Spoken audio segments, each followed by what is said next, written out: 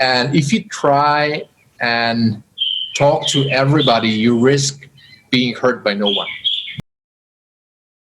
In the events industry, the business that I'm in, what would be an example of how I could do that, provide true value to people out there, people wanting to get into events, or people, I don't know, who want to start their own business?